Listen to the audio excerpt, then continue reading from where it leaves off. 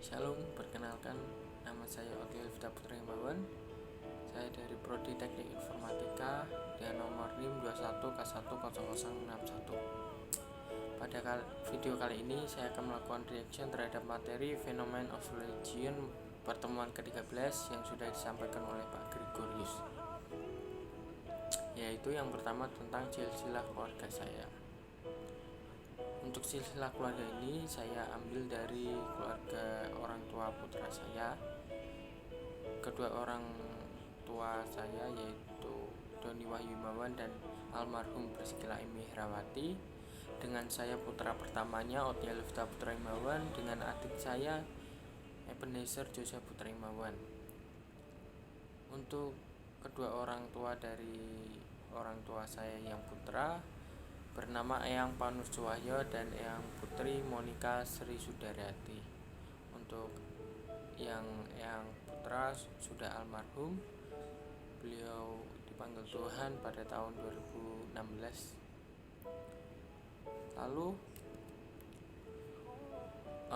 Eyang Panus Suwahyo dan Monika Sri Sudaryati memiliki 4 orang anak, yaitu anak pertama yaitu orang tua saya Doni Wahyu Himawan dan juga Priscilla Emi Herawati. Anak kedua yaitu Andika Bayu Indrawan yang menikah dengan Ruth Veronica Christine, yang dikaruniai 2 orang anak yaitu Jesselyn Yubila Shalom dan Joshua Rapa.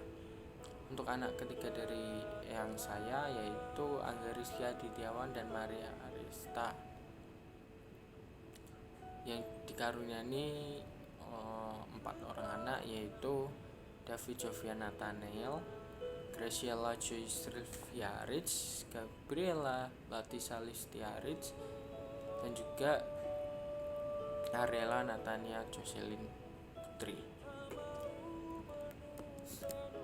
Untuk anak keempat dari yang saya bernama Maitri Vidya Rengganis dan seorang suami bernama Nindya Kumoro, yang dikaruniai seorang anak gendis Narisha Kumoro.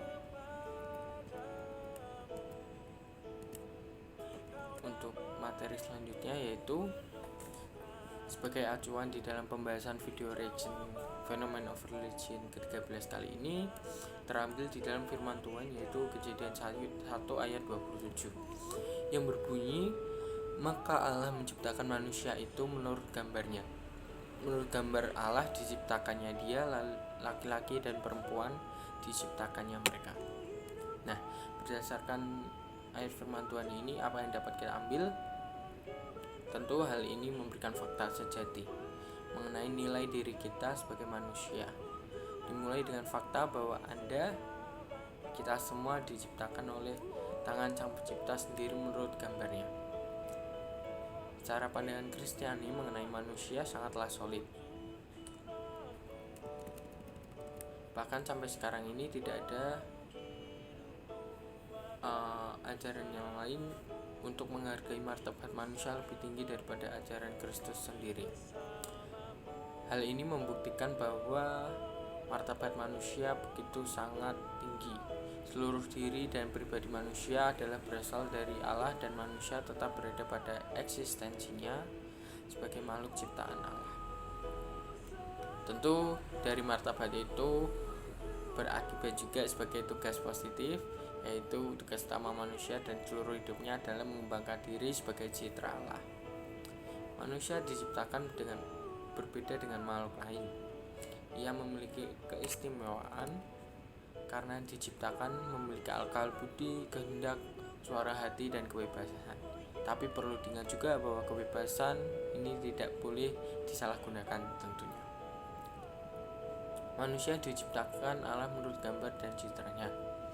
Oleh karena itu, ia mempunyai nilai dan martabat di dalam dirinya sebagai pribadi yang dicintai dan dihargai oleh Allah.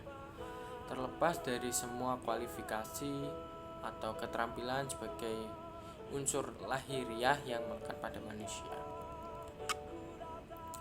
Untuk selanjutnya, apa respon saya terkait studi kasus yang diberikan oleh Pak Gregorius pada mata kuliah Phenomenon of Religion pertemuan ke-13 nomor 2 poin A dan B. Untuk pembahasan kali ini, dasar firman Tuhan yang saya ambil yaitu pada Yudas pasal 1 ayat 23 yang terambil dari versi Alkitab Firman Allah yang hidup. Berbunyi demikian: Selamatkanlah beberapa dari mereka seolah-olah merenggutkan mereka dari nyala api neraka. Sedangkan beberapa yang lain tolonglah mereka untuk menemukan Tuhan dengan bersikap ramah terhadap mereka, tetapi hindarkanlah kemungkinan ikut terjerumus ke dalam dosa mereka. Bencilah akan setiap dosa mereka, tetapi tunjukkan belas kasih pada mereka sebagai orang-orang berdosa. Nah, maksud dari ayat ini apa? Sebagai respon saya pada mata kuliah kali ini yaitu memberikan dorongan moral yang mana nantinya akan tentunya berlandaskan dengan iman Kristiani dan dasar pemikiran serta cara pandang yaitu Alkitab. Mengapa hal demikian akan saya lakukan? Tentu penerimaan secara sosial terhadap para korban menjadi isu yang perlu ditindaklanjuti agar kondisi mental yang dialami oleh para pelaku dalam konteks ini studi kasus yaitu hamil di luar nikah tidak menjadi terus melemah dan menjauh dari Tuhan. Tetapi justru dengan kehadiran kita menjadi harapan secara moral untuk bisa memberikan dukungan yang nantinya akan beriringan dengan pemulihan baik secara jasmani maupun rohani bagi para pelaku kasus hamil di luar nikah. Nah, tetapi bukan berarti dengan terbukanya kesempatan untuk berempati kita terhadap mereka menjadikan diri kita sebagai beban tambahan. Tetapi biarlah apa yang kita berikan terhadap kehidupan mereka menjadi suatu dorongan moral. Tak lain tak bukan tentu dengan berusaha mengingatkan kepada para pelaku untuk kembali mengingat beberapa nilai-nilai kehidupan Kristiani yang perlu menjadi pegangan di dalam terus menjalani kehidupan setelah terjadinya kasus hamil di luar nikah. Contohnya apa saja? Misalnya saja mengenai dengan value seorang manusia oleh penebusan salib Kristus. Apa maksudnya?